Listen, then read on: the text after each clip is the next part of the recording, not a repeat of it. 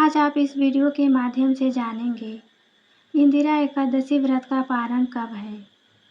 इंदिरा एकादशी व्रत के पारण की विधि क्या है, कब किया जाएगा पारण, शुभ मुहूर्त क्या है, पारण में क्या खाएं और क्या ना खाएं, दान दक्षिणा क्या करें। इंदिरा एकादशी व्रत को बहुत ही महत्वपूर्ण और पुण्यदायी माना गया है। एकादशी व्रत रखने के बाद इसका पारण सही विधि और शुभ मुहूर्त में करना बहुत अहम होता है। महीने में 2 बार एकादशी तिथि पड़ती है और इस तरह एक साल में कुल 24 एकादशी मनाई जाती है। इन सभी एकादशियों में अश्विन माह में पड़ने वाली इंदिरा एकादशी का खास महत्व होता है, क्योंकि यह पितरपक्ष के दौरान आती है और पितरों को प्रसन्न करने और मोक्ष की प्राप्ति के लिए इंदिरा एकादशी सबसे उत्तम मानी गई है। धार्मिक मान्यता है कि इस एकादशी पर व्रत रखकर विष्णु जी की आराधना करने से पितरों की आत्मा तृप्त होती है और जाने अनजाने में किए गए पापों से भी मुक्ति मिलती है। आइए जानते हैं कि इंदिरा एकादशी का पारण कब और कैसे किया जाता है। एकादशी व्रत का पारण हमेशा द्वादशी तिथि में किया जाता है। पंचांग के मुताबिक इंदिरा एकादशी का पारण 18 सितंबर को किया जाएगा। इंदिरा एकादशी का पारण 18 सितंबर को सुबह 6:07 से लेकर सुबह 8:43 तक शुभ मुहूर्त रहेगा। इस दौरान आप किसी भी समय व्रत का पारण कर सकते हैं। इंदिरा एकादशी व्रत के पारण में सबसे पहले तुलसी दल और भगवान को चढ़ाए गए प्रसाद का सेवन करना चाहिए। फिर आप चावल, खीर, फल, सात्विक भोजन और गाय का घी खा सकते हैं। एकादशी व्रत पारण के लिए द्वादशी तिथि पर सूर्योदय के बाद पारण मुहूर्त में ही भोजन किया जाता है। इंदिरा एकादशी के पारण के लिए द्वादशी तिथि में सुबह जल्दी उठकर पवित्र स्नान करें और साफ सुथरे कपड़े पहनें। व्रत पारण से पहले भगवान विष्णु की पूजा करें, उन्हें फल फूल, मिठाई और पंचामृत का भोग लगाएं और ओम नमो भगवते वासुदेवाय जैसे विष्णु मंत्रों का जाप करें। इसके बाद पूजा और व्रत में हुई किसी भी गलती के लिए भगवान से क्षमा प्रार्थना करें। अपने मुंह में तुलसी का पत्ता रखकर या 1 या 2 आंवला खाकर व्रत खोलें। भगवान को अर्पित किए गए प्रसाद, खीर, पंजीरी आदि का सेवन करें। इसके बाद हल्का और सात्विक भोजन ग्रहण करें, जिसमें प्याज, लहसुन मात्र आदि न हो। एकादशी व्रत पारण के बाद जरूरतमंदों को अन्न, वस्त्र या धन का दान करें। द्वादशी तिथि में एकादशी व्रत का पारण न करना पाप के समान माना जाता है। एकादशी व्रत खोलने के लिए लहसुन, प्याज, बैगन और साग जैसे वर्जित चीज़ों का सेवन नहीं करना चाहिए। एकादशी व्रत का पारण हमेशा सूर्योदय के बाद ही करना चाहिए। पारण द्वादशी तिथि समाप्त होने से पहले ही पूरा करना जरूरी होता है। हरिवासर के दौरान एकादशी व्रत का पारण करने से बचें, क्योंकि यह अशुभ माना जाता है। सुबह में किसी कारणवश एकादशी व्रत का पारण करना संभव न हो तो दोपहर के बाद पारण कर सकते हैं। इस दिन लक्ष्मी नारायण की पूजा करने के साथ साथ व्रत कथा का पाठ करने का भी खास महत्व होता है। ऐसे में आइए विस्तार से जानते हैं पद्म पुराण में वर्णित इंदिरा एकादशी व्रत की कथा।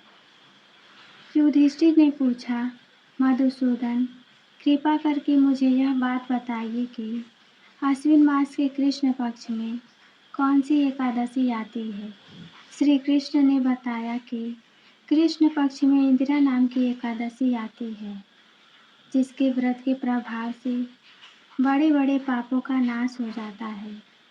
वही नीच योनि में पड़े हुए पितरों का भी यह एकादशी सद्गति देने वाली मानी जाती है। राजन, पूर्व काल की बात है। सतयुग में इंद्रसेन नामक एक राजकुमार थे जो माहिष्मतीपुरी के राजा होकर धर्मपूर्वक राज करते थे। उनका यश चारों ओर फैला हुआ था। राजा इंद्रसेन भगवान विष्णु की भक्ति में तत्पर हो गोविंद के मोक्ष दायक नामों का जाप करते हुए अपना समय निकालते थे और विधि पूर्वक अध्यात्म तत्व के चिंतन में लगे रहते थे। एक दिन राजा राजसभा में सुखपूर्वक बैठे हुए थे। तभी देवर्षि नारद आकाश से उतरकर वहां आ पहुंचे। उन्हें आता हुआ देखकर राजा हाथ जोड़कर खड़े हो गए और विधि पूर्वक पूजन करके उन्हें आसन पर बिठा दिया।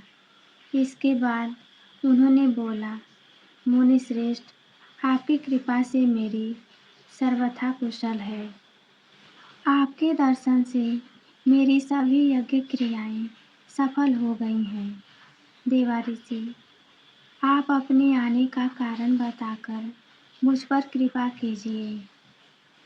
नारद जी ने कहा, हे राजन सुनो, मेरी बात तुम्हें आश्चर्य में डाल देगी। मैं ब्रह्मलोक से यमलोक में आया था। तभी वहाँ एक श्रेष्ठ आसन पर बैठा और यमराज ने मेरी भक्तिपूर्वक पूजा की। यमराज की सभा में मैंने उस वक्त तुम्हारे पिता को भी देखा। वे व्रत भंग के दोष से वहाँ आए हुए थे। राजन, उन्होंने तुम्हें एक संदेश देने के लिए कहा था, उसे सुनो। उन्होंने कहा, बेटा, मुझे इंदिरा एकादशी के व्रत का पुण्य देकर स्वर्ग में भेज दो। उनका यही संदेश बताने के लिए मैं तुम्हारे पास आया हूँ। राजन, अपने पिता को स्वर्ग लोक की प्राप्ति कराने हेतु इंदिरा एकादशी का व्रत करो। राजा ने सवाल किया, भगवान, कृपा करके इंदिरा व्रत की विधि मुझे बताइए। किस पक्ष में, किस तिथि को और किस विधि से इसका व्रत करना चाहिए। इस प्रकार नियम करके मध्याह्न काल में पितरों की प्रसन्नता के लिए सालग्राम शिला के सामने विधि पूर्वक श्राद्ध करें और दक्षिणा से ब्राह्मणों का सत्कार करके उन्हें भोजन कराना चाहिए।